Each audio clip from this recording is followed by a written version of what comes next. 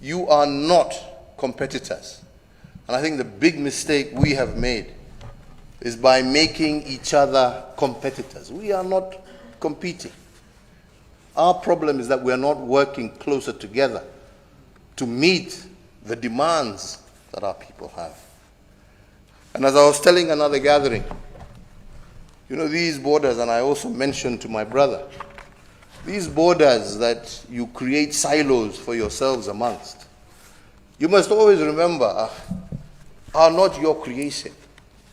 These were creations of people outside of this continent who made these borders not to develop you, but to extract from you. Now that you want to develop yourself, we must start looking at these borders, and we must start removing the barriers that we have put, that have defined us in the past, and now hinder us from being the giant that we should be.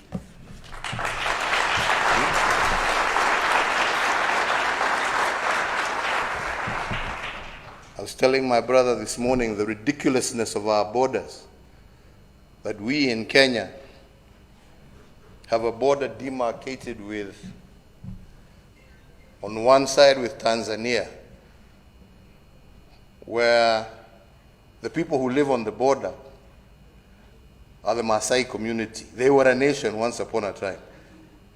Now today, they are Kenyans, they are Tanzanians, and yet they are relatives, but they live on two sides of a border. This is not proper. I was telling him of another example. To our west, Lake Victoria, where again another boundary was drawn between Kenya and Uganda. And where at one particular moment in time, between 2005 and 2007, we had two brothers, same father, same mother. Those who come from polygamous families know what I'm talking about. But this particular one, the same father, same mother.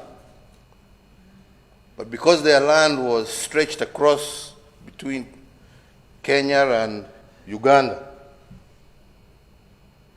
one brother inherited land on the Ugandan side, the other brother inherited land on the Kenyan side. And between 2005 and 2007, we had one brother as the vice president of Kenya, and the other brother as the minister in charge of the presidency in Uganda. Now, I don't know whether you can find a much more ridiculous situation to explain the kind of position some of us find ourselves in. So these borders were not made for us. If we are going to become manufacturing giants, we need to do away with these borders. We need to see the African market as one. We need to be able to develop giants like Airbus, that makes components in the United Kingdom, that makes components in France and in other parts of Europe, but has become a global conglomerate. They didn't come together because they loved each other. We all know how they hate each other. We know. Yeah? But they've come together to survive. Africa must come together for us to survive.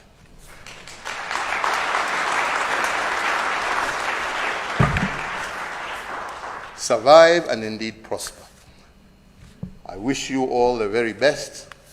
I am very excited that my brother has pushed this agenda of Kenya Airways and South African Airlines, and I am very hopeful that in the very near future, I shall be one of the first customers on a Pan-African flight that is owned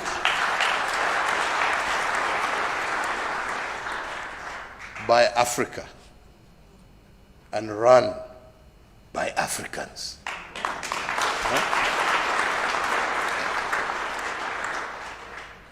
There's a story that says it's better to own a small piece of a big thing than a big piece of nothing.